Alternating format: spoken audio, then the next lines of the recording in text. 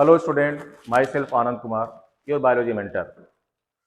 इस समय आपके लिए हम एक स्पेशल चीज लेकर आए हैं, क्विक रिवीजन ऑफ एनसीईआरटी, जिसमें हम चैप्टर को लेंगे, चैप्टर को छोटे छोटे सेगमेंट में सेग्रीगेट करेंगे, एक एक सेगमेंट को एक्सप्लेन करेंगे ब्रीफ में, और उसके बाद से उससे रिलेटेड जितने भी क्वेश्चन अब तक नीट में आए हैं या आने की पॉसिबिलिटी है, उसको वन बाय वन करके हम एक्सप्लेन करेंगे।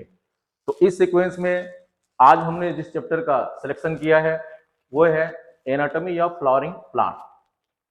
इसको हमने 3 सेगमेंट में सेग्रीगेट किया है, द टिश्यू सिस्टम, और तीसरा सेगमेंट है एनाटॉमी। तो सबसे पहले आज हम एक्सप्लेन करेंगे इस वीडियो में द टिश्यू।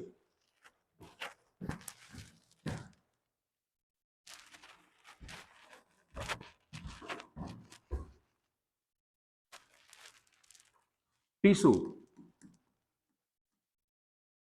टिश्यू का डिफिनेशन क्लास 9 से पढ़ाया जाता है। टिश्यू का डिफिनेशन क्या होता है? तो इसमें बताया जाता है group of cell, group of cell.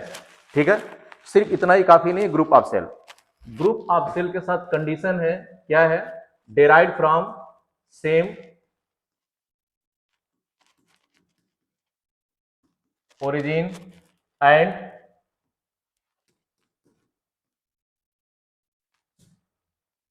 perform same function. ये दो बातें याद रखनी है कि जो ग्रुप ऑफ सेल्स होते हैं वो एक ही ओरिजिन से डेराइव होते हैं और सारे के सारे सेल मिलकर के सेम टाइप के यानी एक ही तरह के फंक्शन को परफॉर्म करेंगे। जैसे एग्जांपल की बात करें हम, तो अगर हम ले रहे हैं जाइलम, तो जाइलम में जितने भी सेल पार्टिसिपेट करके एक सिस्टम बना रहे हैं वो सारे के सारे सेल एक ही तरह के फंक्शन को परफॉर्म करेंगे, जैसे transportation of the water and minerals. इसी तरह से अगर हम फ्लोएम की बात कर रहे हैं तो फ्लोएम का फंक्शन हम जानते हैं कि उसका क्या होता है, distribution of food from leaf to the all parts of the plant body. तो जितने भी सेल उसमें पार्टिसिपेट करेंगे फ्लोएम में, सारे के सारे सेल मिलकर के सेम टाइप के फंक्शन को परफॉर्म करेंगे। तो इतना याद रखना कि जो टिश्यू होते हैं वो ग्रुप ऑफ सेल तो होते ही हैं, जबकि वो सेम ओरिजिन से डिराइव होते हैं और फंक्शन भी सेम टाइप के परफॉर्म करते हैं। अब यहां पे हम एक्सप्लेन करने जा रहे हैं, प्लांट में एक टिश्यू है जिसका नाम है मेरिस्टेमेटिक टिश्यू।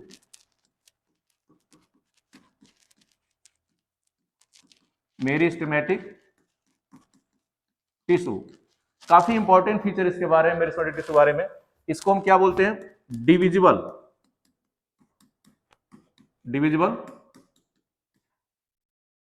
टिश्यू। यानी प्लांट में जो ग्रोथ होता है वो इसी टिश्यू के नाते होता है, क्योंकि ये टिश्यू डिवाइड करते हैं। जो सेल डिवीजन होता है वो इसी टिश्यू का होता है। ये टिश्यू डिवाइड करके ढेर सारे सेल बनाते हैं, ये रेगुलर डिवाइड करते रहते हैं। ठीक है, नेक्स्ट चीज क्या है कि पोजीशन के हिसाब से जो मेरिस्टेमेटिक टिश्यू होते हैं वो कितने तरह के होते हैं।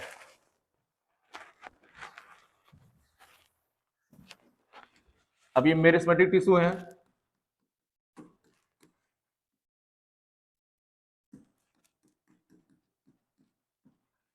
पोजीशन के हिसाब से ये दो हो गए। पहला क्या? एपिकल मेरिस्टेम, दूसरा हो जाएगा इंटर कैलरी मेरिस्टेम, तीसरा होगा लैटरल मेरिस्टेम। तो हमने भी इसके पहले बताया दो दो का मतलब क्या होता है कि शुरुआत में एपिकल और इंटर कैलरी ही होते हैं। जैसे अगर हम एक प्लांट को यहां पे ड्रा करें इस टाइप से, ऐसे प्लांट एक बना रहे हैं, ठीक है, तो इसमें हम क्या देख रहे हैं, इसके दो पार्ट हो गया। इसको हम बोलते हैं टिप, दूसरा कलर लेना, टिप या टॉप। इसी तरह से ये भी होता है, इसका टिप या टॉप। तो ये किसका टिप है? ये शूट का टिप है और ये रूट का। ठीक है, दूसरा क्या पार्ट होता है इसमें, इस तरह से, इसको बोलते हैं नोड्स, और दो नोड्स के बीच का जो डिस्टेंस है उसको बोलते हैं इंटर नोड। ठीक है, तो यहां बताने जा रहे हैं कि अभी हमने बताया कि लोकेशन या पोजीशन के हिसाब से कितने तरह के मेरिस्टेमेटिक टिश्यू होते हैं। तो एपिकल मेरिस्टेम जो होता है वो सूट और रूट के टॉप पे होगा, यहां पे। This is the position of the, चलो यहां लिखा हुआ है, this is the position of the apical meristem, this is the position of the apical meristem. जो इंटर कैलरी मेरिस्टेम होता है ये नोड्स और इंटरनोड्स के बीच में होता है, यहां पे। तो अभी इसके बारे में बात करें, शुरुआत में जब प्लांट का ग्रोथ होता है तो उस समय यही दोनों टिश्यू डेवलप होते हैं, और ये प्लांट के, जैसे एपिकल मेरिस्टेम का काम क्या होता है, यहां डिवाइड करेगा तो ये इसका सूट का लेंथ बढ़ेगा, और ये जो डिवाइड करेगा तो इसके रूट का लेंथ बढ़ेगा। तो हम क्या देख रहे हैं कि जो प्लांट का लेंथ होता है वो एपिकल मेरिस्टेम के नाते होता है, ऊपर से सूट, नीचे से रूट। ठीक है, तो यहाँ पे क्वेश्चन आगे बन सकता है, which tissue is responsible for the growth of, या which tissue is responsible for the growth of length of the plant. तो यहाँ पे सूट और रूट का जो ग्रोथ होता है वो एपिकल मेरिस्टेम के कारण होता है। इंटर कैलरी मेरिस्टेम नोड्स और इंटरनोड्स के बीच से पाए जाते हैं, तो ये भी इनका क्या करते हैं, स्टेम के ग्रोथ के लिए रिस्पॉन्सिबल होते हैं। तो ये स्टेम के ग्रोथ को बढ़ाते हैं, लेंथ इसका बढ़ाते हैं। अब इसमें क्या होगा कि ये प्लांट जब शुरुआत में प्लांट का जब ग्रोथ होता है तो उस समय यही दोनों मेरिस्टेमेटिक टिश्यू पाए जाते हैं। तो इस ग्रोथ को हम बोलते हैं प्राइमरी ग्रोथ। प्राइमरी ग्रोथ क्या है, primary growth take place with the response of the apical meristem and intercalary meristem. इसके बाद में कुछ ऐसे टिश्यू होते हैं जो बाद में डेवलप करते हैं, जिसको हम क्या बोलते हैं, लेटरल मेरिस्टेम। लेटरल का मतलब होता है बाद में। तो ये प्राइमरी टिश्यू के बाद में, इसीलिए इसको सेकेंडरी टिश्यू भी बोलते हैं, ये बाद में डेवलप करते हैं। और ये क्या करते हैं, प्लांट का गर्थ या विड्थ बढ़ाते हैं। ये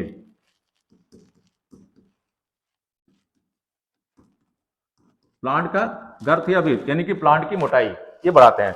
तो इसीलिए इससे जो ग्रोथ होता है इसको हम बोलते हैं सेकेंडरी ग्रोथ। ये बड़ा इंपॉर्टेंट कंसेप्ट यहां पे समझने के लिए है कि प्लांट में दो तरह का ग्रोथ हो गया on the basis of the activity of the different type of the meristematic tissue, primary growth and secondary growth.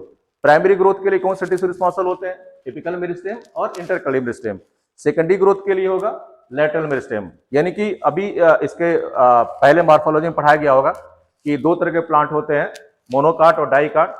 तो उसमें भी मोनोकाट में क्या होता है, मोनोकाट में सिर्फ प्राइमरी ग्रोथ होता है, सेकेंडरी ग्रोथ नहीं होता है। इसका मतलब है कि मोनोकाट के प्लांट में लेटरल मेरिस्टेम एब्सेंट होगा, और जो डाइकाट का प्लांट होता है उसमें प्राइमरी और सेकेंडरी दोनों तरह के ग्रोथ होते हैं।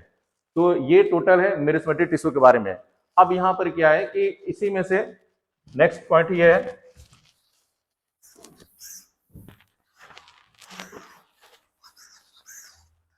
अब मेरिस्टेमेटिक टिश्यू डिवाइड करेंगे, डिवाइड करके दो तरह के सेल बनाएंगे।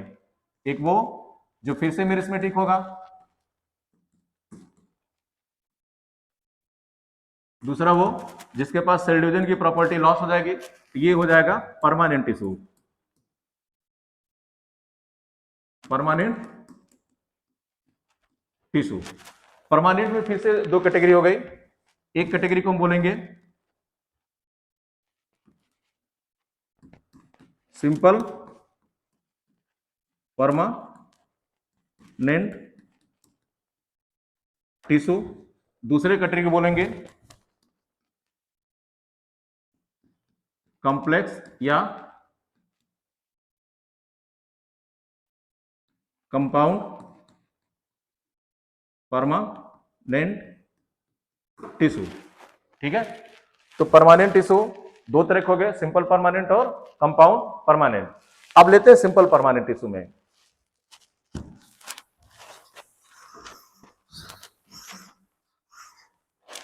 सिंपल परमानेंट के तीन टाइप्स होते हैं। एक होता है पैरेन्काइमा, दूसरा होगा कोलेनकाइमा, तीसरा होगा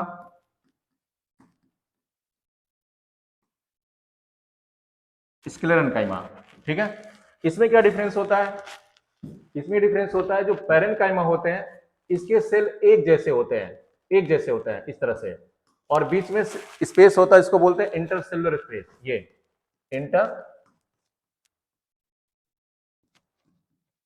इंटरसेलुलर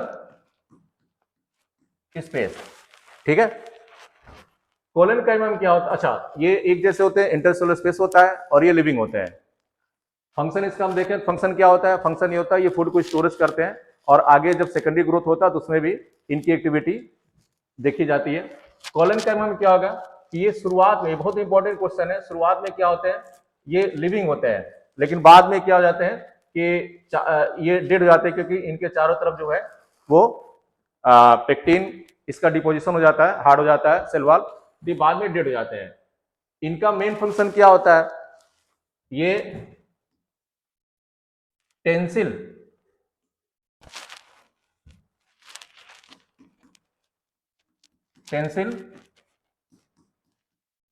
सपोर्ट प्रोवाइड करते हैं। ये क्वेश्चन पूछा गया है बहुत बार नीट में कि जो शुरू में प्लांट ग्रो करते हैं, खासतौर से ये डाइकार्ड प्लांट, तो उसका जो स्टेम होता है या जो लीफ नए नए निकलते हैं उसका जो पेटियोल होता है, उसको जो सपोर्ट प्रोवाइड करता है वो है कोलन काइमा। अभी आगे क्वेश्चन भी आगे इसमें बताया जाएगा। कोलन काइमा जो होता है वो अभी जो टिश्यू सिस्टम पढ़ाएंगे तो बताएंगे कि एपिडर्मिस के नीचे की जो लेयर होती है वो हाइपोडर्मिस होती है और वो कोलन काइमा का बना होता है किसमें, डाइकार्ड प्लांट में, डाइकार्ड प्लांट में, यानी कि मोनोकार्ड में ये एब्सेंट रहते हैं, ठीक है। तो ये टेंसिल सपोर्ट प्रोवाइड करेंगे। जो स्क्लेरल काइमा होता है ये डेड होता है, डेड टिश्यू होता है, क्योंकि इनके चारों तरफ लिग्निन का डिपोजिशन हो जाता है और यहां पे कोई इंटरसेलुलर स्पेस नहीं होता है, ये डेड होता है। फिर से इसको दो पार्ट में डिवाइड करते हैं हम, एक हो जाएगा फाइबर्स, दूसरे हो जाएंगे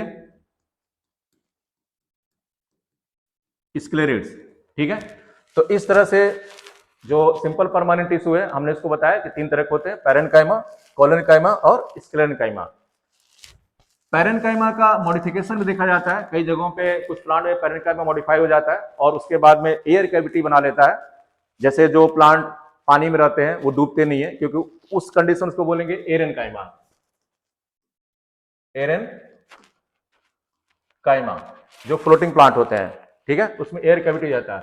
कभी कभी ग्रीन कलर का भी हो जाता है और फोटोसिंथेसिस करने लगता है, ऐसे कंडीशन में इसको हम बोलते हैं chlorenchyma, chlorenchyma.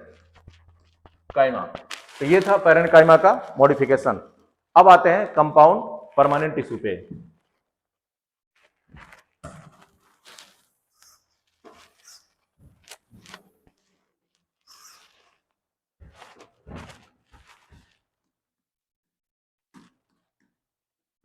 Compound permanent tissue, इसमें दो होते हैं, जाइलम और फ्लोएम, ठीक है। जाइलम और फ्लोएम ये दोनों चार तरह के सेल से बने होते हैं। जैसे जाइलम में क्या होगा, vessels, tracheids, xylem, parenchyma, xylem, sclerenchyma. इसी तरह से फ्लोएम में भी हो जाते हैं, sieve tube,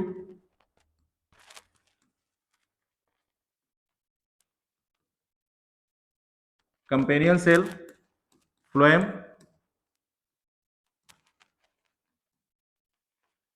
parenchyma and phloem, sclerenchyma, ठीक है। तो यहां पर एक चीज देखने को मिलता है कि एक टिश्यू ऐसा है जो दोनों में कॉमन है, जाइलम पैरेन्काइमा और फ्लोएम पैरेन्काइमा, ये दोनों लिविंग होते हैं, दोनों में कॉमन होते हैं ये, ठीक है। अब मेन जो वाटर और मिनरल्स का कंडक्टिंग बॉडी है वो है वेसल्स और ट्रैकिड्स। ये दोनों मिलकर के वाटर को सॉइल से लेके, रूट से लेकर के और प्लांट के लीफ तक पहुंचाते हैं। इनका जो मूवमेंट होता है वो यूनिडायरेक्शन होता है। अगर ये प्लांट है तो इनका डायरेक्शन सिर्फ एक यूनिडायरेक्शन होता है, मतलब रूट से लेकर के और लीफ तक। जबकि सिव टू कंपेनियन सेल, ये दोनों मिलकर के जो फूड होता है उसको डिस्ट्रीब्यूट करते हैं। इनका जो डायरेक्शन होता है मल्टी डायरेक्शन होता है।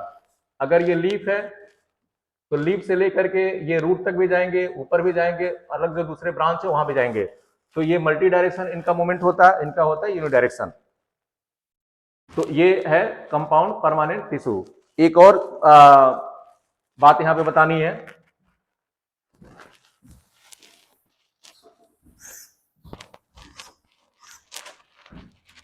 वो आगे टिश्यू सिस्टम में भी आएगा कि अगर ये सेक्शन काटे किसी प्लांट का, ये सेंटर हो गया और ये पेरीफेरी हो गया, ये पेरीफेरी है और ये सेंटर है। तो जाइलम में देखते हैं, जाइलम में शुरू में जो होता है उसको बोलते हैं प्रोटोजाइलम, प्रोटोजाइलम। इसके बाद जो होता है उसको बोलते हैं मेटा जाइलम। तो अगर प्रोटोजाइलम सेंटर में हो और मेटाजाइलम पेरीफेरी में हो तो ऐसे कंडीशन को बोलते हैं इंडार, इंडार। अगर ये उल्टा हो गया, यहां पे प्रोटोजाइलम पेरीफेरी में हो गया और सेंटर में हो गया मेटाजाइलम, इसको बोलेंगे इक्जार। इक्जार कंडीशन जो है ये प्लांट के रूट में देखा जाता है। ये सब नीट का क्वेश्चन है। और इंडार कंडीशन जो है प्लांट के स्टेम में देखा जाता है। ठीक है, तो अभी हम जो पहला सेगमेंट है द टिश्यू, उसके बारे में थोड़ा सा ब्रीफली एक्सप्लेनेशन दिया है। अब चलते हैं इसके ऊपर बेस्ड जो क्वेश्चन है उसके बारे में।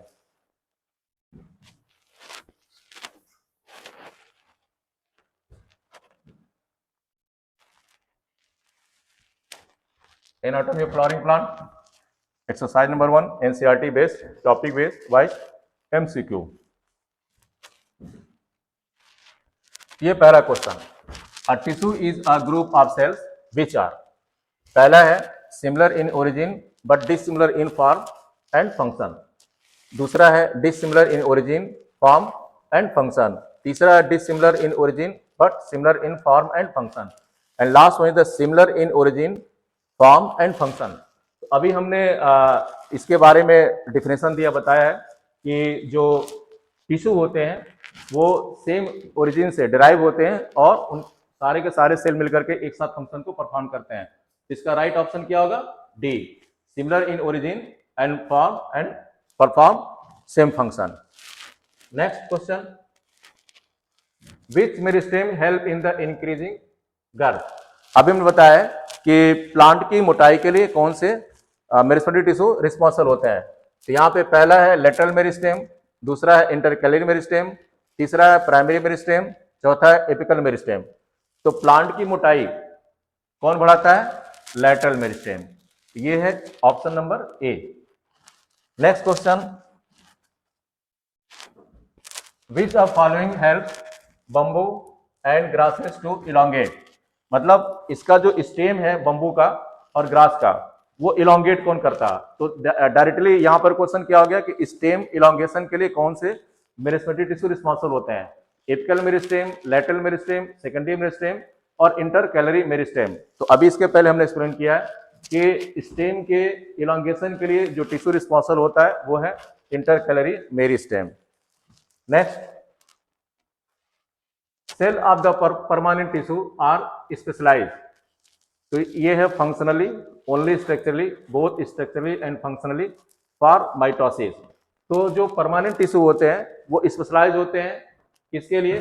स्ट्रक्चरली भी होते हैं और फंक्शनली। तो इसका जो ऑप्शन है वो है सी। नेक्स्ट क्वेश्चन,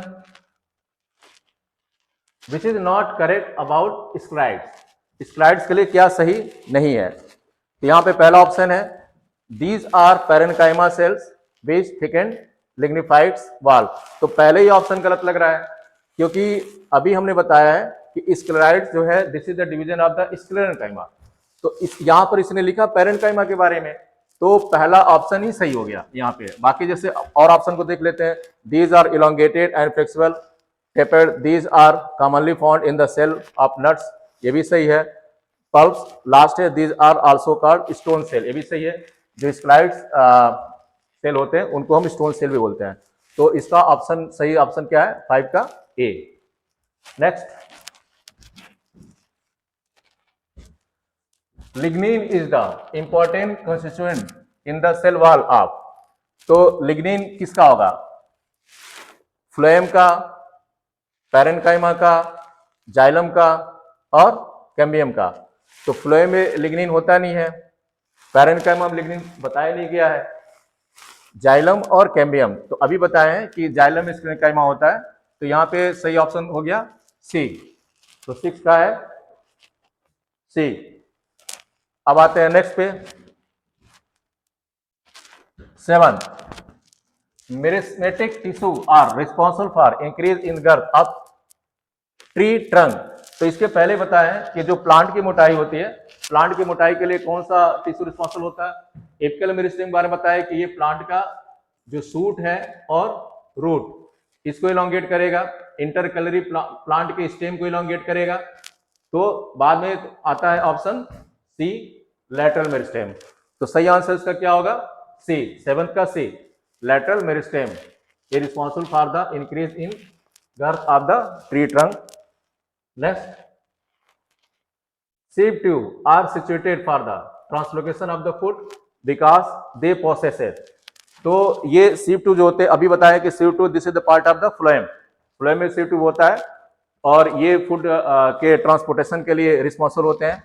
तो पहला ऑप्शन है बॉर्डर्ड पिट्स, दूसरा है नो इंड्स वॉल, तीसरा है broad lumen and perforated cross wall, चौथा है नो प्रोटोप्लाज्म। सही ऑप्शन है सी।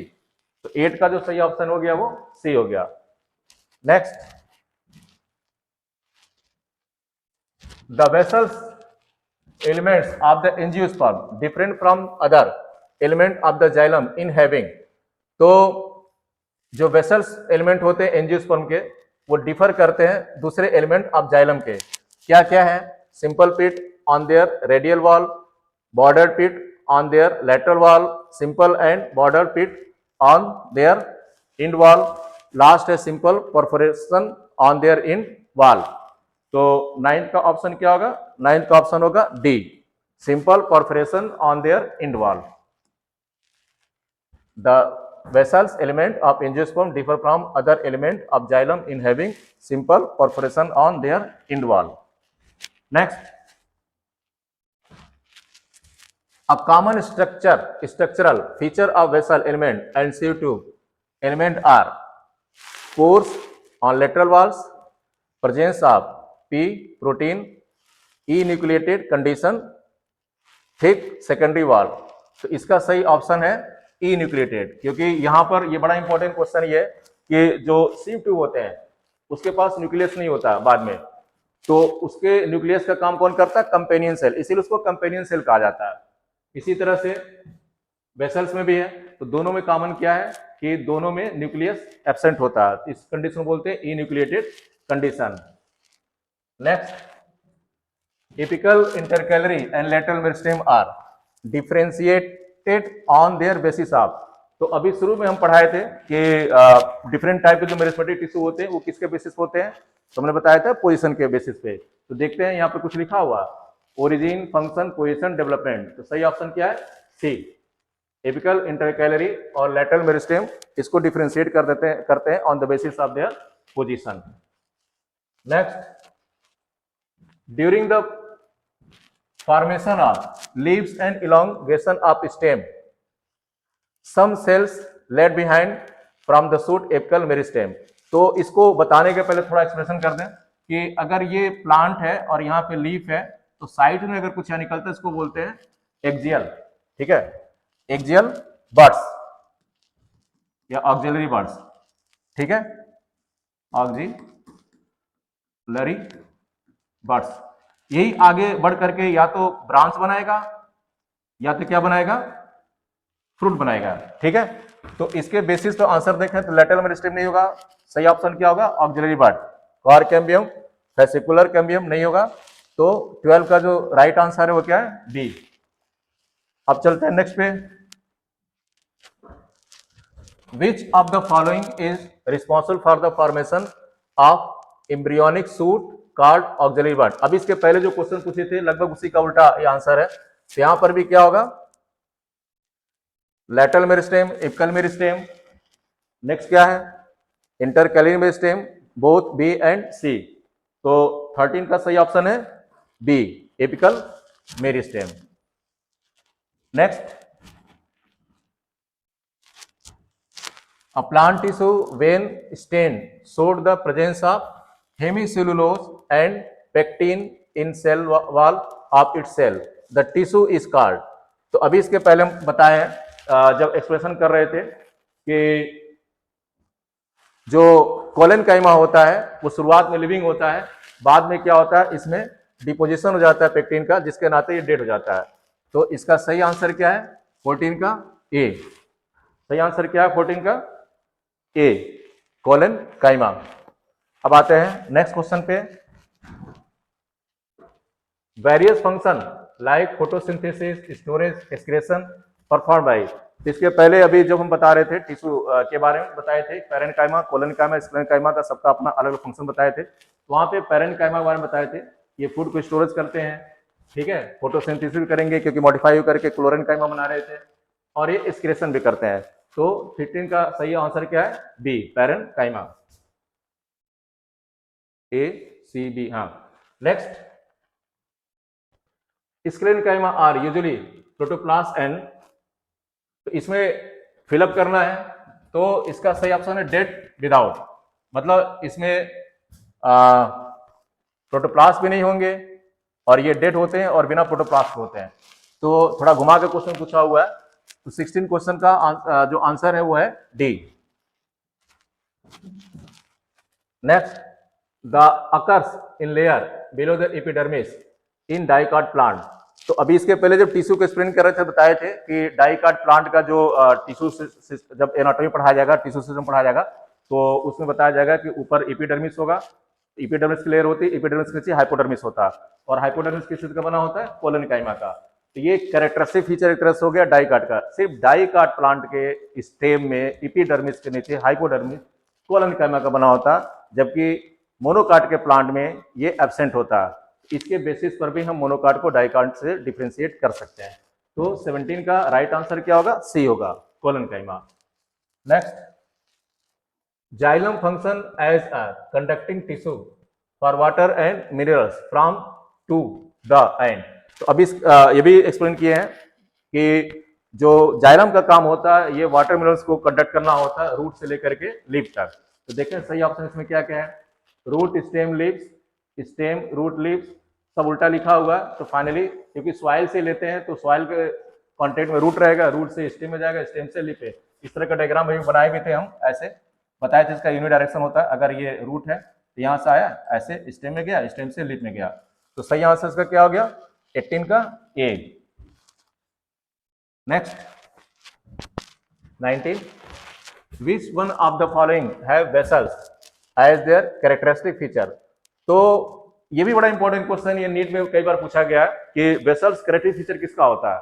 तो जब प्लांट किंगडम को पढ़ाया जाएगा या दोबारा प्लांट किंगडम वीडियो बनाएंगे तो बताएंगे कि पूरे प्लांट किंगडम को हम डिवाइड करते हैं, थैलोफाइटा, ब्रायोफाइटा, टेडोफाइटा, जिम्नोस्पर्म और एंजियोस्पर्म। तो उसे बताएंगे कि इसमें जो वेस्कुलर सिस्टम होता है उसका भी काफी इंपॉर्टेंस है डिवीजन के हिसाब से। तो इसमें जो एंजियोस्पर्म होता है ये इसमें कंप्लीट वेस्कुलर सिस्टम पाए जाते हैं। तो इसका जो कैरेक्टरिस्टिक फीचर है एंजियोस्पर्म का वो क्या हो गया विद द वेसल्स। ये काफी इंपॉर्टेंट क्वेश्चन है नीट के लिए। Next, an organised and differentiated cellular structure having cytoplasm but no nucleus is called. ठीक है, तो इसमें 20 नंबर का क्वेश्चन जो है इसमें साइटोप्लाज्म होगा लेकिन न्यूक्लियस नहीं होगा। तो चलते देखते हैं। इसके पहले एक क्वेश्चन और आया हुआ था जिसमें पूछा गया था कि वेसल्स और सिव ट्यूब में कॉमन क्या है। तो दोनों में कॉमन बताया गया था, दोनों ई न्यूक्लिएटेड होते हैं। ठीक है, तो यहाँ पर ऑप्शन वेसल्स दिया हुआ, सिव ट्यूब दिया हुआ है। ठीक, तो इसमें having cytoplasm but no nucleus is called, इसमें साइटोप्लाज्म होते हैं लेकिन न्यूक्लियस नहीं होते हैं। तो 20 का जो राइट आंसर है वो है सी। अब आते हैं 21 पे। Next question, a vascular bundle in which the protoxylem is pointing to the periphery is called। इसके पहले बताए थे कि जो प्रोटोजाइलम और मेटाजाइलम के पोजीशन के पॉइंट ऑफ व्यू से दो तरह कंडीशन था, एक्जार्क और इंडार्क। तो यहाँ पर बता रहा है कि protoxylem is pointed to the periphery, यानी कि अगर ये सेक्शन है किसी प्लांट का, ये सेंटर है, ये पेरीफेरी है, तो प्रोटोजाइलम इधर है पेरीफेरी में, और मेटाजाइलम सेंटर में। पेरीफेरी जो कंडीशन होगा वही क्या होगा, ये होगा इक्जार कंडीशन।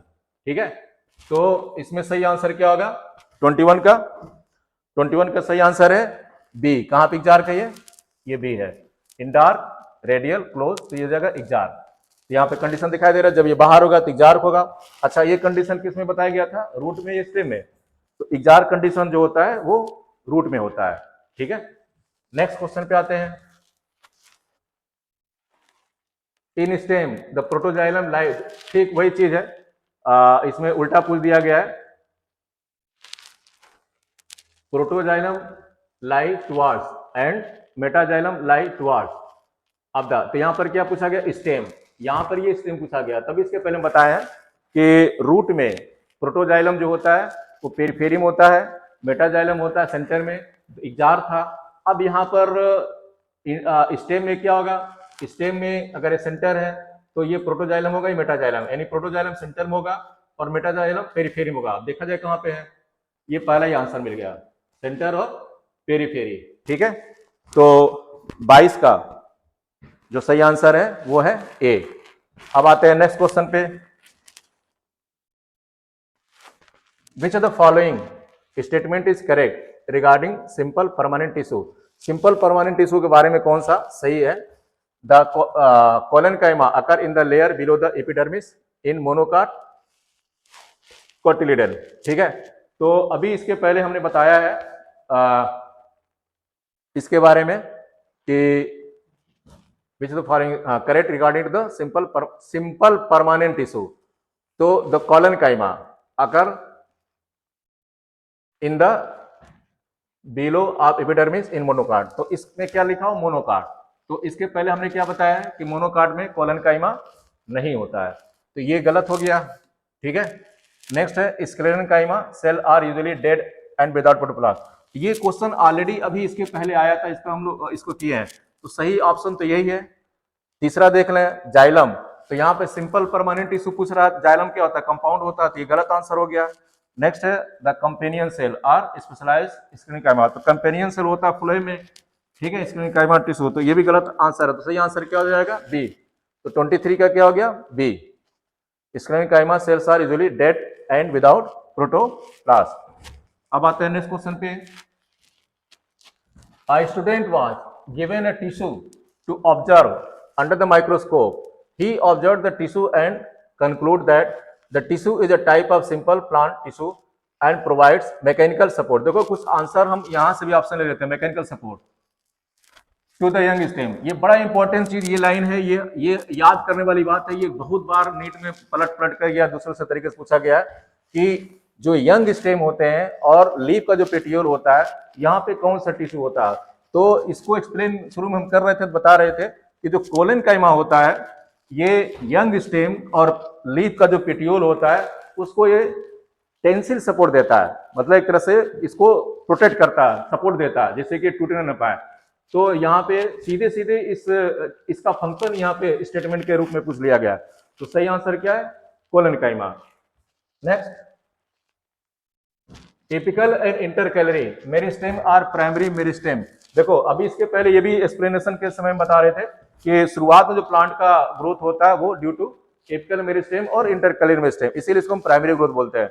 और उसके बाद में जो ग्रोथ होता है जिसमें प्लांट की मोटाई होती है, गर्थ या विड्थ बढ़ता है, वो ड्यू टू लैटरल मेरिस्टेम। तो यही क्वेश्चन सीधे सीधे पूछा हुआ है, apical and intercalary meristem are primary meristem because they occur in the mature, they made up differentiate kind of the tissue, they involve in the secondary growth, they appear early in the life of the plant and condition। तो सही answer क्या दिखाई दे रहा है, D. तो 25 का क्या होगा सही आंसर, 25 का सही आंसर होगा डी, क्योंकि ये अर्ली लाइफ में, appear early life of the plant. ठीक, अब आते हैं नेक्स्ट क्वेश्चन में। The length of the different internode. अब देखो यहां पर क्वेश्चन में ही आंसर मिल गया, internode sugar cane. Sugar cane का जो इंटरनोड होगा, यानी सुगर केन के जो इंटरनोड की लंबाई होगी किसके नाते होगी, तो इंटर कैलोरी। अब खोजे कहाँ पे है, साइज लीफ लेमिना, ये गलत आंसर है, यही मिल गया इंटर कैलोरी मेरिस्टेम, क्योंकि प्लांट के स्टेम का जो लेंथ होता है due to intercalary meristem होता है, क्योंकि इसके पहले में एक्सप्लेन किया है कि ये कहाँ प्रेजेंट होता है, in between nodes and inter nodes. तो सही आंसर क्या हो गया 26 का, बी। नेक्स्ट, इसको आइडेंटिफाई करना, ये डायग्राम है ए बी सी, और इसको बताना है क्या है। तो ये जो होता है ये लीफ प्रोमिड्यूल है, और बी जो होता है वो सूट एपिकल मेरिस्टेम है, और सी जो होता है वो एक्सिलरी बड्स है। तो इसमें देखें कि इसका सही आंसर कहाँ है, लो पहला ही आंसर मिल गया सही, ठीक है। तो 27 का क्या होगा सही आंसर, 27 का सही आंसर होगा ए, जिसमें ए रिप्रेजेंट कर रहा है लीफ प्रीमोडियल का, बी सूट एपिकल मेरिस्टेम का, और सी एक्सिलरी बड का, ठीक है। इस तरह से भी क्वेश्चन आते हैं नीट में, जहां पे डायग्राम को दे करके या तो लेबल करने के लिए पूछ लिया जाता है कि इसको किस किस नाम से जानते हैं, या उसके बारे में पूछा जाता है। अब आते हैं 28 में, all the following statement regarding sieve tube elements are correct except that, यानी कि अगर 4 ऑप्शन है तो 4 में से 3 सही है किसी एक को छोड़ के। अब वो देखें एक गलत क्या है, their end wall have perforated sieve plates which become impregnated with lignin at maturity। दूसरा है they possesses peripheral cytoplasm as well as large vacuoles। C distinct proteinaceous inclusion, the P protein are seen evenly distributed throughout the lumen। और last है long cylinder tube like structure arranged in the longitudinal series, ठीक है। तो 28 जो है, 28 का सही answer है ए, क्योंकि इसके पहले भी ये भी होता है कि इनका जो इंड वॉल होता है वो परफोरेटेड होते हैं सिव प्लेट्स का, ठीक है। तो इसका सही आंसर 28 का क्या हो गया, A. Next, which one of the following is well developed and present in hydrophytes.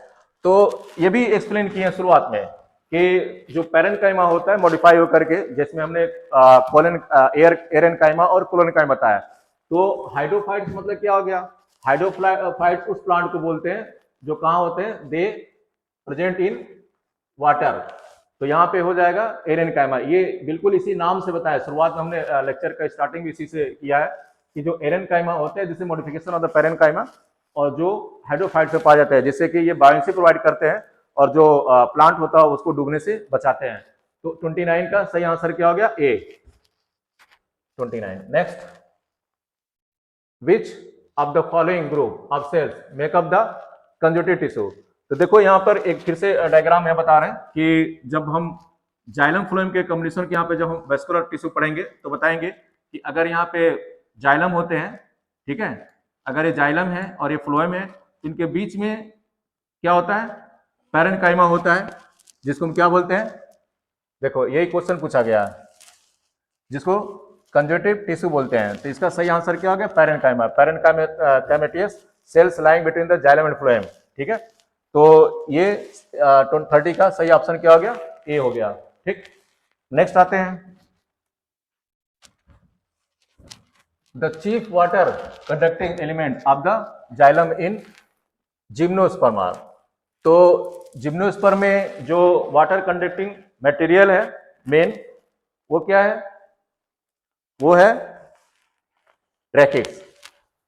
31 का डी होगा, वेसल्स है, फाइबर्स है, ट्रांसलूसेंट टिश्यू है, तो 31 का डी है tracheids, the chief water conducting element of the xylem in gymnosperms, ठीक है।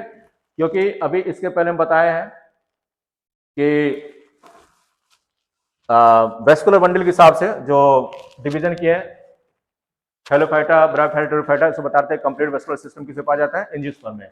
तो यहाँ पे जिम्नोस्पर्म में वेसल्स एब्सेंट रहेगा, इसीलिए मेन काम जो वाटर ट्रांसपोर्टेशन का होता है वो ट्रैकिक्स करता है। Next, which one of the following is not a lateral meristem. इसमें से लेटरल मेरिस्टेम कौन नहीं है, ठीक है। तो यही क्वेश्चन मिल गया, यही नहीं है, ठीक। तो इंटरफेसिकुलर कैम्बियम, फेलोजेन और इंटरकैलरी मेरिस्टेम। तो 32 का सही आंसर क्या होगा, 32 का सही आंसर हो गया डी। इंटरकली मेरिस्टेम जो होता है ये लेटरल नहीं होता है, क्योंकि ये प्लांट के शुरुआत में पाए जाते हैं एपिकल मेरिस्टेम, इंटरकली मेरिस्टेम, जिससे प्लांट का लेंथ इंक्रीज करता है। अब आते हैं नेक्स्ट पे, वेसल्स आर फाउंड इन, फिर वही वेसल्स का क्वेश्चन कुछ आ गया। शुरू में बताएंगे काफी इंपॉर्टेंट होता है वेसल। तो वेसल्स क्या पाया जाता है, all angiosperm and some gymnosperm. ये गलत है क्योंकि सारे में नहीं पाए जाते हैं, एक आध दो इसमें ऑप्शन भी है, और कुछ जिम्नोस्पर्म। नेक्स्ट क्या, most of the angiosperm and few gymnosperm. इसका सही आंसर क्या होगा, बी होगा। ये मोस्ट एंजियोस्पर्म मतलब सबसे ज्यादा जो परसेंटेज है एंजियोस्पर्म का है उसमें वेसल्स पाए जाते हैं। एक दो इसमें ऑप्शन है, ऐसे एंजियोस्पर्म भी कुछ होते हैं इसमें वेसल्स एब्सेंट होते हैं। एंड फ्यू मतलब कुछ में ये पाए जा सकते हैं, लेकिन मैक्सिमम जिम्नोस्पर्म में वेसल्स नहीं पाए जाते। इसके पहले जो क्वेश्चन था वहां पर बताया है कि मैक्सिमम जो जिम्नोस्पर्म होते हैं उसमें वेसल्स एब्सेंट होते हैं, और वाटर कंडक्टिंग मेन जो मटेरियल होता है वो टैकेट्स होता है। इसके पहले वाला जो क्वेश्चन था, तो यहां पर जो सही आंसर हो गया 33 का D. Next, cork cambium and vascular cambium are, ठीक है। तो कार कैम्बियम और वेस्कुलर कैम्बियम, तो कार कैम्बियम और वेस्कुलर कैम्बियम क्या होता है, देखो ये कैम्बियम जो वर्ड आ गया, ये आ गया सेकेंडरी ग्रोथ के लिए। तो यहाँ पे सेकेंडरी ग्रोथ के लिए जो रिस्पॉन्सिबल होता है वो होता है लेटरल मेरिस्टेम, ठीक है। तो एपिकल होगा नहीं, पार्ट्स ऑफ पेरिसाइकिल होगा नहीं, parts of the secondary xylem and phloem होगा नहीं। तो कार कैम्बियम और वेस्कुलर कैम्बियम ये दोनों जो होते हैं वो लेटरल मेरिस्टेम होते हैं। तो 34 का सही आंसर क्या होगा, 34 का सही आंसर होगा सी। चलो next, 35, companion cells are closely associated with. अब इसके पहले ये भी बताएं, देखो शुरू में जो ब्रीफली एक्सप्लेनेशन हमने किया है, तो लगभग सारे क्वेश्चन का आंसर उस एक्सप्लेनेशन हो गया। तो ध्यान से अगर उस एक्सप्लेनेशन को अगर ध्यान से देखा जाए, समझा जाए, तो शायद ही कोई ऐसा क्वेश्चन होगा जो ये करार इसमें से बच्चे को ना आए।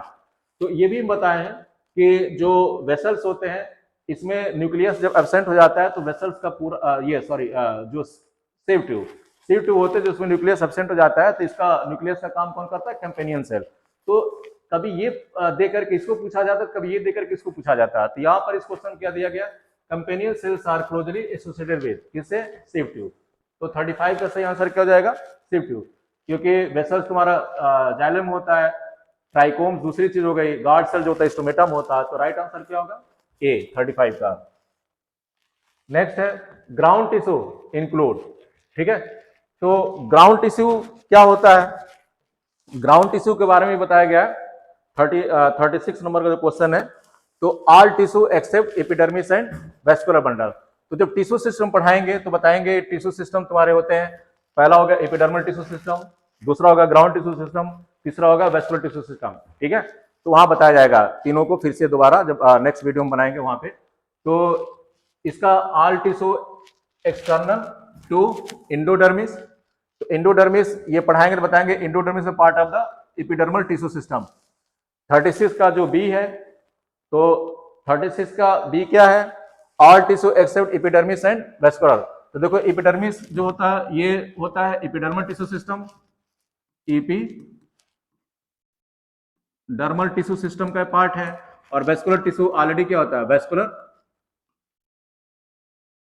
टिश्यू सिस्टम का पार्ट है।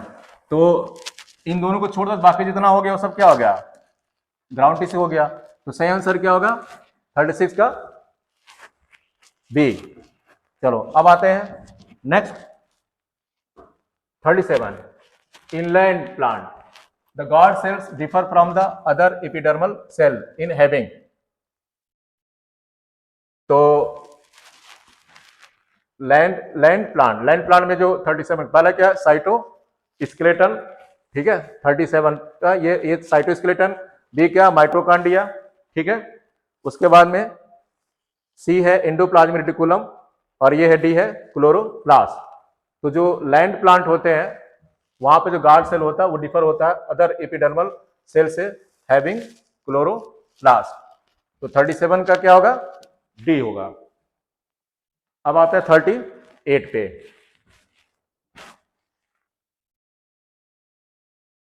uh, 41 क्वेश्चन हमने टोटल सेलेक्ट किया था। अब ये हमको लग रहा है लास्ट क्वेश्चन है ये। One of the primary function of the ground tissue in a plant is. Ground tissue का मेन प्राइमरी फंक्शन पहला यहाँ पे लिखा फोटोसिंथेसिस, दूसरा लिखा है टू प्रोटेक्ट द प्लांट, तीसरा लिखा है टू एंकर द प्लांट, चौथा लिखा है वाटर एंड शुगर कंडक्शन। तो 38 का ए क्या, photosynthesis. One of the primary function of the ground tissue in a plant is photosynthesis. ठीक है, प्रोटेक्ट तो एपिडर्मल टिश्यू करेगा, एंकर भी वही करेगा, वाटर और शुगर का कंडक्शन कौन करेगा, ये वैस्कुलर टिश्यू करेगा। तो कौन बचा लास्ट में, ए बचा। तो 38 का राइट आंसर क्या है, ए है। ठीक है, 38 का ए, फोटोसिंथेसिस। तो आई थिंक सारे कवर हो गए।